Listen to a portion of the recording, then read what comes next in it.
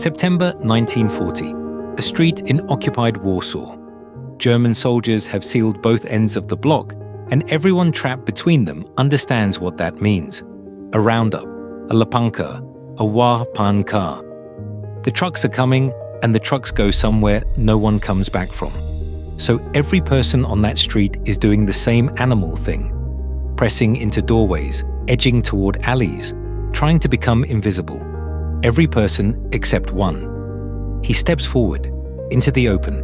He lets them take him. He knows exactly where the trucks go. He has decided deliberately to go there. The place those trucks were headed was Auschwitz, and the man stepping into the open was a Polish cavalry officer named Witold Pilecki, a man who volunteered to be sent to Auschwitz on purpose to spy on it from the inside.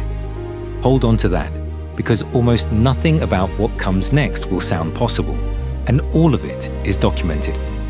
Who does this? Pilecki was not a reckless man. He was in his late 30s, a landowner, a husband, a father of two, a reserve officer who had already fought the Germans when they invaded Poland in 1939. When that fight collapsed, he didn't go quiet. He helped found an underground resistance movement in Warsaw, and by the late summer of 1940, that movement had a problem it couldn't solve from the outside.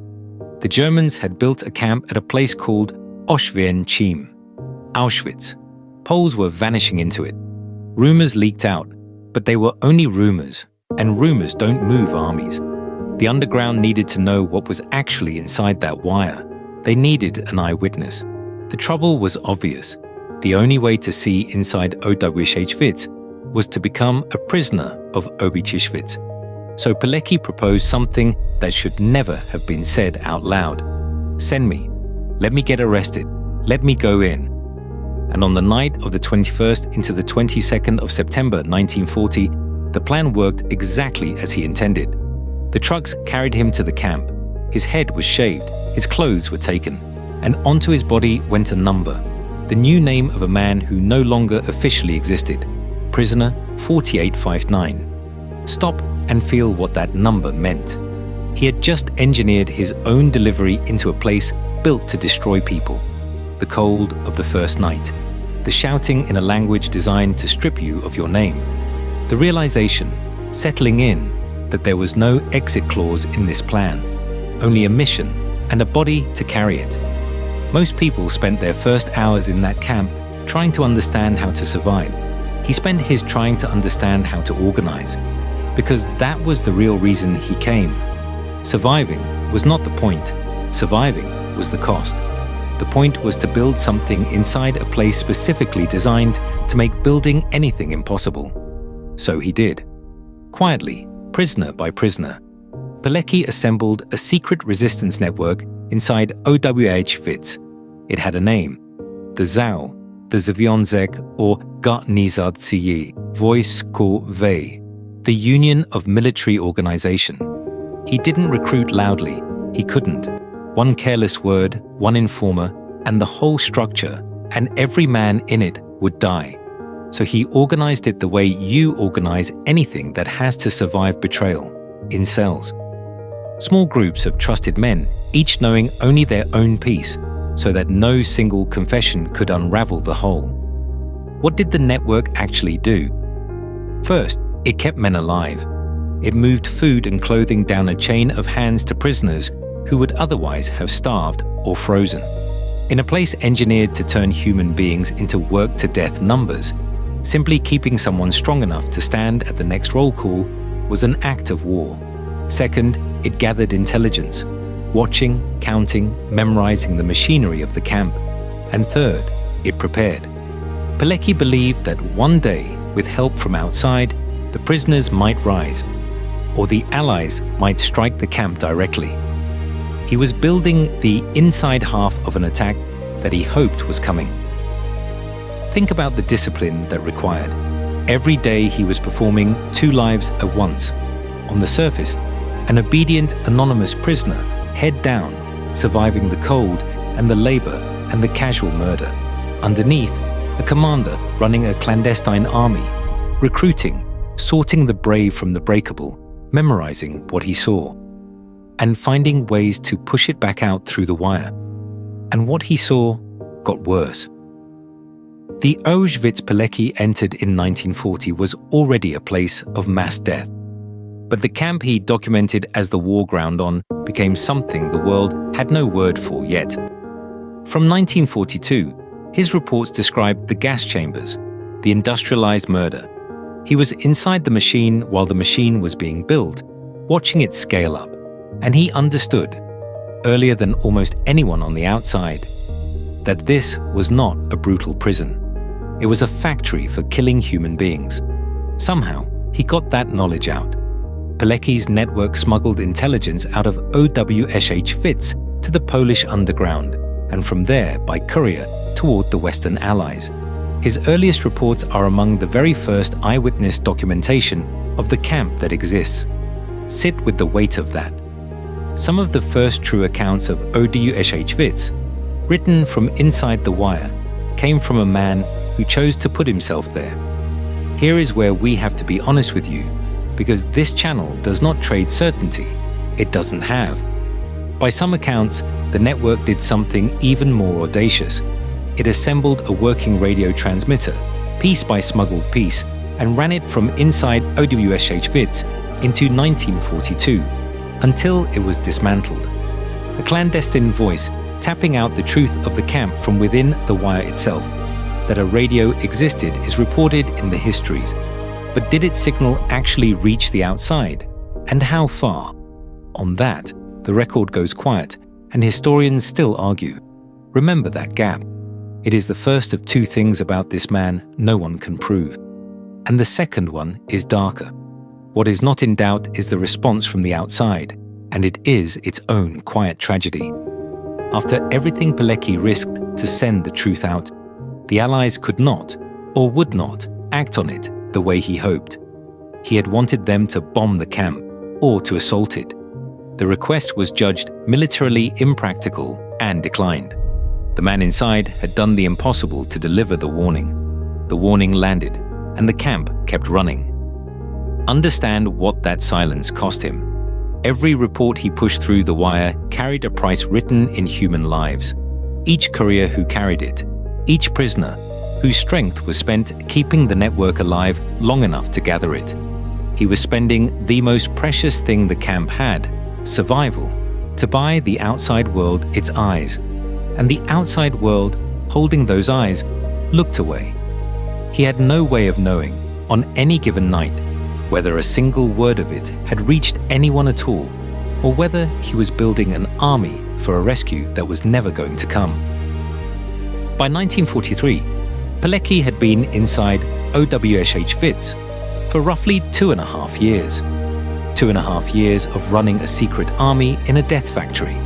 He had begun to fear the uprising he'd prepared for would never come, and that staying meant dying for nothing. So he decided to do the second impossible thing. He decided to leave. The night of the 26th into the 27th of April, 1943. Pilecki had gotten himself assigned to a bakery that sat just outside the main wire, close to the edge of the camp's world. There were 3 of them. In the dark, they overpowered a single guard. They cut a telephone line so that no alarm could race ahead of them down the wire. And then they ran, on foot, into the night, carrying stolen documents pressed against their bodies, out of Auschwitz, the place almost no one escaped. He escaped the same way he'd entered, on foot, by choice. He had walked in on purpose in 1940. He walked out on purpose in 1943, and he carried the evidence out with him. Free again, Pilecki wrote a fuller report, pressing the Allies once more to bomb or storm Auschwitz. Again, the answer was no. So he did the only thing left to a soldier like him. He kept fighting. In 1944, when Warsaw rose against the German occupation, Pilecki fought in the Warsaw Uprising as part of the Polish Home Army, the Armia Krajowa. He had survived the worst the Nazis built. He had carried out its secrets. He had taken up arms in its capital. By any decent accounting of the world, This is where the man earns his statue. That is not what history had waiting for him. Because the war ended and Poland did not become free, it passed from one occupation into another. A Soviet-aligned communist regime took power, and men like Pilecki, loyal to the Polish government in exile, loyal to the old free Poland, were no longer heroes in the new order. They were a threat. And Pilecki, being who he was, did the dangerous thing again. He stayed, and he gathered intelligence on the new regime for the exiled government in his own occupied country, all over again. In May 1947, the Polish secret police, the Urząd Bezpieczeństwa, arrested him. What followed is documented in declassified state security records made public only after communism fell. He was tortured during interrogation. He was put through a show trial, the kind of trial where the verdict is written before the first word is spoken. And on the 25th of May, 1948, the man who volunteered for Auschwitz and survived it was executed by his own countrymen with a single shot to the back of the head. He was about 47 years old. Let that land. The Nazis ran him through their worst machinery for 2.5 years and did not kill him. His own liberated nation did it in a cell, in peacetime, with a pistol to the back of the skull. And then came the second killing, the one this channel exists to undo. Killing the man was not enough for the regime. They set out to kill the memory of him. Under communist Poland, Pilecki's name was officially suppressed. His Auschwitz report, that early irreplaceable eyewitness testimony from inside the camp, was sealed away. Discussing him was effectively forbidden. His case files were locked in a state archive for decades. Picture that file in the dark, the testimony of a man who walked into the gas chamber camp to document it from within, and a government deciding that no one is allowed to read it or even say his name. The report waited in that dark longer than he had been alive. This is where we have to be honest again, because the erasure is not fully reversed even now.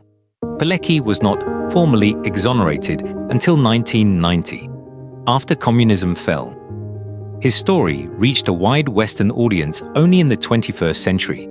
His full first-hand account was published in English as the Auschwitz Volunteer Beyond Bravery, only in 2012, more than 60 years after he wrote it. That single fact, that the word sat untranslated and unpublished for over 6 decades, is the biggest reason most of the world has never heard his name. He didn't fade by accident. He was buried deliberately by a state that needed him gone. And there is one piece of him that is still missing. To this day, the exact location of Witold Pilecki's remains is unknown. After they shot him, they did not give his family a grave. Searches for his body have gone on for years. As of now, no one has found it. The man who documented one of history's most carefully recorded crimes does not have a marked resting place of his own. That is not a mystery we will solve for you with invention. It is simply, painfully, still unsolved. So what do we actually know?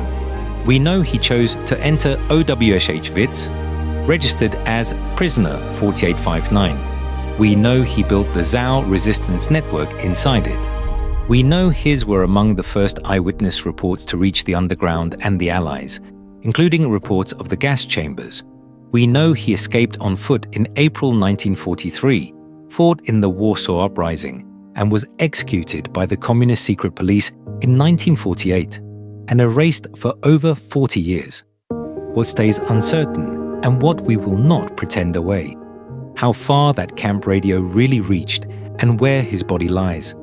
The honest gaps are part of the story. They are the shape of how thoroughly someone tried to make him disappear. Witold Pilecki walked into the worst place human beings ever built on purpose to tell the truth about it, and was murdered and erased by the country he was trying to save. He nearly vanished from history entirely. He didn't, only because the record outlasted the men who tried to bury it. If this story stayed with you, there's another the world almost lost. A young woman who was parachuted behind Nazi lines, betrayed, and broke by no one. Her name was Nur Ihni-ut Khan, Nur Inayat Khan, the princess spy the Nazis couldn't break. It's linked right there.